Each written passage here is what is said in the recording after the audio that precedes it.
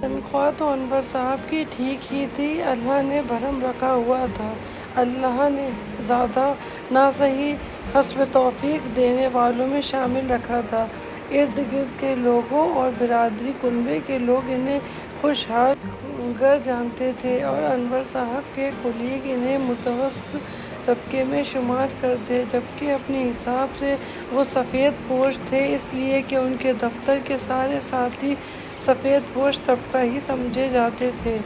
یہ خوشحالی اور بھرم ایک طرف اللہ رب العزت کا خصوصی کرم تھا تو دوسری طرف ان کی سلیقہ مند، سگڑ اور سوچ سمجھ کر خرچ کرنے والی بیوی روبینہ کی کوششیں تھیں۔ دال ایک دن روٹی کے ساتھ کھائی جاتی، ساتھ میں پودینہ، اناردانہ کی تازہ چٹنی، اچار اور دہی کی پتلی لسی اسے دال بڑا مال بنا دیتی۔ وہیں دال اگلے دن ابلے چاولوں کے ساتھ، زیرہ اور ادرک کے ساتھ، نئے بگھار کے ساتھ میز پر رکھی جاتی تو ہرا دھنیا، پودینہ اور ہری مرچ کی چٹنی والا رائتہ اسے اتنا لذیذ بنا دیتا کہ اٹھنے سے پہلے انور صاحب ایک فقرہ کہنا کبھی نہ بھولتے: پیٹ تو بھر گیا لیکن نیت نہیں بھری۔ شومیری قسمت اگر دال پھر بھی بچ جاتی تو وہ آٹا اور تھوڑا سا میدا شامل کرتی، آدھا چمچہ مکھن، چاٹ مسالہ، کسوری میتھی اور نمک مرچ ڈال کر خستہ خستہ پراٹھے توے سے اتارتی تو آس پڑوس تک خوشبو جاتی۔ اس کا واضح ثبوت یہ تھا کہ پہلا پراٹھا توے سے اترتا اور اڑوس پڑوس سے سلیمہ، جمیلہ باجی یا قدسیہ بوا کی کوئی پوتی ضرور دروازے سے اندر آتی اور کہتی: "واہ، بڑی زبردست خوشبو ہے، لگتا ہے پکوڑے، کڑھی یا دال کے پراٹھے اتر رہے ہیں۔" روبینہ خوش دلی سے انہیں بھی کھانے میں شریک کرتی اور مسکراتے ہوئے کہتی: "لو، کڑھی چڑھاؤں اور محلے میں نہ بھیجوں، یہ کیسے ممکن ہے؟ پر کیا کروں، بیسن دہی تو میسر ہے، پر جس تیل میں پکوڑے تلے ہوتے ہیں وہ بہت مہنگا ہے، ایک ایک ڈونگا بھی سب گھروں میں بھیجوں تو ٹھیک ٹھاک تیل خرچ ہو جاتا ہے۔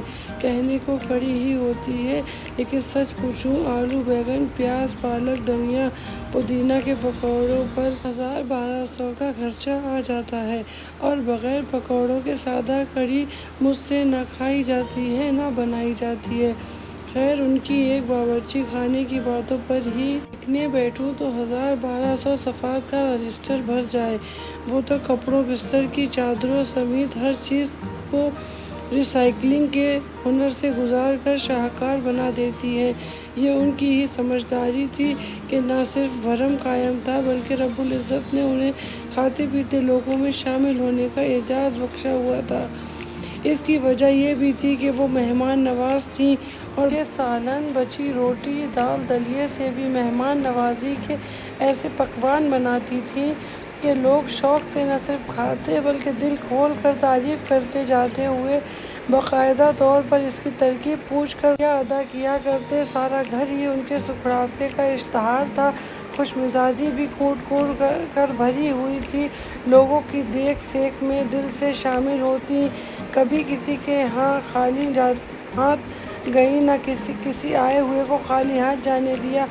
آج کی نفسا نفسی اور مہنگائی کے شکنجے میں پھنسے لوگوں کی نظر میں وہ اگر خوشحال تھیں تو ایسا غلط بھی نہ تھا۔ ان کی صلاحیت اور وقت کا زیادہ حصہ تو اس تک ہدوء میں گزرتا کہ کیسے کہاں سے کم قیمت میں معیاری چیز لائی جائے۔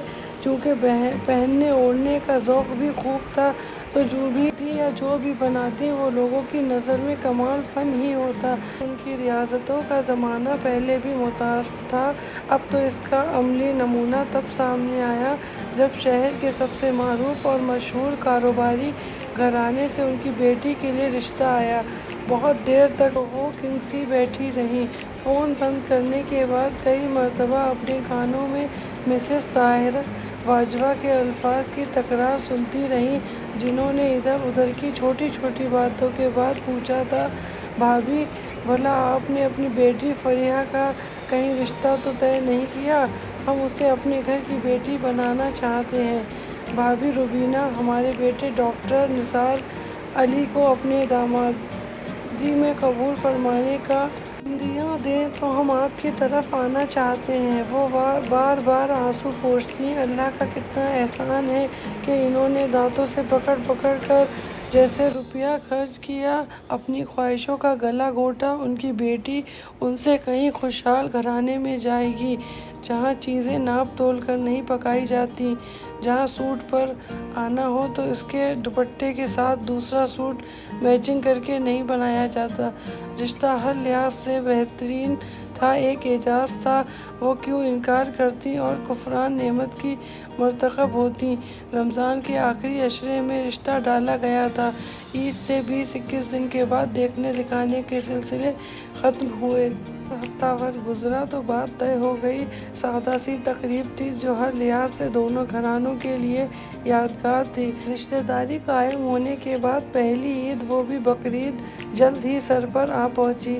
अपनी खुदादाद सलाहियतों से आम चीज़ को बदरजा कमाल तक पहुंचाने में यकता रुबीना अनवर दिन रात सोचों में गुम और हिसाब किताब करती दिखाई देती। खैर तो है नसीब, दुश्मनान तबीयत नासाज लगती है। अपने ख्यालों में गुम रुबीना बेगम चौंकी। जी मुझसे कुछ पूछा आपने? नस्फ बेहतर को नहीं बताया। परेशानी चल रही है दिलो दिमाग में। एक लंबी सरदा आह सीने से खारिज करके उन्होंने अनवर साहब की तरफ देखा, जैसे गो मगर के कैफियत में हो। उनकी बेटी भी पास आकर बैठ गई। अब्बू जान, मुझे भी अम्मी जान बहुत परेशान लग रही हैं। परेशान तो हूँ मैं, रुबीना बेगम ने थूक निकला।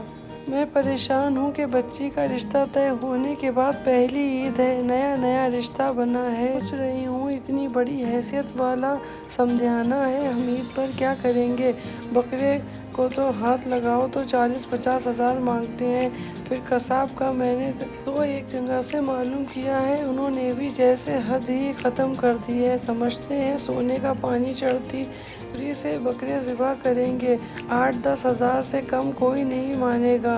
क्या बनेगा? वो अफसरदगी से बोली। हम बड़े गोश्त में हिस्सा डाल लेंगे, वो इसकी भी गुंजाइश तो नहीं बन रही। अनवर साहब ने कहा, बड़े में क्या हो गया है?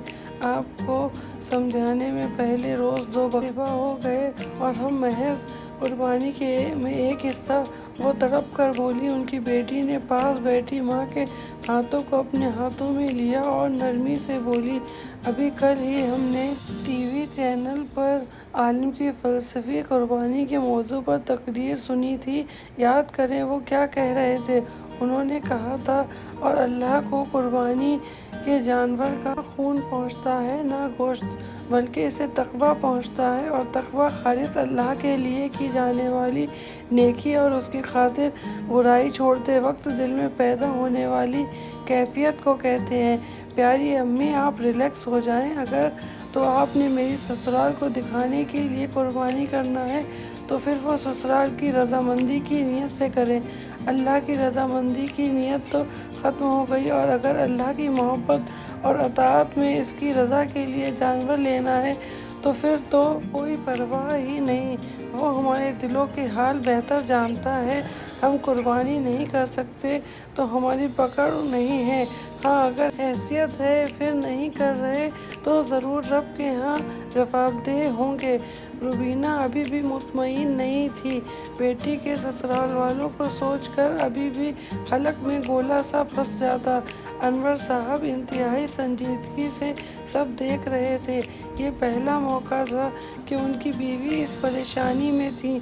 अगर वो अब पहले मरहले में उनको रहनुमाई ना दें तो अगले चलकर क्या होगा। इसलिए वो भी गला खखारते हुए शुरू हुए। बात यह है कि हमारी बेटी कहती तो ठीक है, पहले तो ये फैसला कर लो कि कुर्बानी क्यों करना है। सुन्नत इब्राहिमी की पैरवी में, ताकि हमारे गुनाह माफ़ हो जाएं, या इसलिए कि बेटी के ससुराल वाले क्या कहेंगे। तो पहली सूरत में मैं खींचातानी करके बड़े में हिस्सा डाल लूँगा। इसका गोश्त हक लोगों के अलावा जहाँ देना चाहूँ दे देना। इंशाअल्लाह हमें अज्र व सवाब बराबर का मिलेगा। लेकिन अगर तुम ये चाहती हो कि हर सूरत में ख्वाह पकड़ कर ही सही बकरा ही लेना है कि समझाने वाले क्या कहेंगे। तो बात यह है, जिस काम की नियत ही दुरुस्त नहीं, वो अमल कैसे काबिल कबूल होगा। नियत में खोट खपट आ गई तो रज़ाए इलाही क्या दावा तो रद्द हो जाएगा। तो हम सफ़ेद पोश लोग हैं, हमारी जो हैसियत है हम इसके मुताबिक अमल करेंगे, क्योंकि अल्लाह को नेकी के पहाड़ से नहीं, उस नेकी से प्यार है जो भले नुक्ते बराबर हो, लेकिन सिर्फ और सिर्फ उसके लिए हो, साफ शफाफ नियत के साथ। वो जो दिलों के भेद जानता है, इसको कबूल करके पहाड़ जितना अज्र देने की कुदरत रखता है। तुम अगले साल के लिए नियत बना लो, सारा साल कुछ रकम इस मद में मखसूस करती रहना। कमेटी डाल लिया तब तुम अपनी ख्वाहिश पूरी कर सकती हो, लेकिन दिखावे के लिए नहीं, शुक्राने के तौर पर इस मालिक की बारगाह में जिसने उम्मत को सिर्फ जानवर की कुर्बानी का हुक्म दिया, औलाद की कुर्बानी का नहीं। अगर वो कह देता कि औलाद की कुर्बानी पेश करो, फिर क्या करती। रुबीना बेगम के माथे से तफक्कुर की शिकनें दूर हो चुकी थी और अब मुस्कुराता चेहरा उनकी यकसुर ज़ाहिर कर रहा था। बस दरमियान में शोशा छोड़ने वाला एक तरफ खड़ा अपनी नाकामी पर अफसोस कर रहा था और एक और बनी नौ इंसान इसके जाल में आने से बच गया था।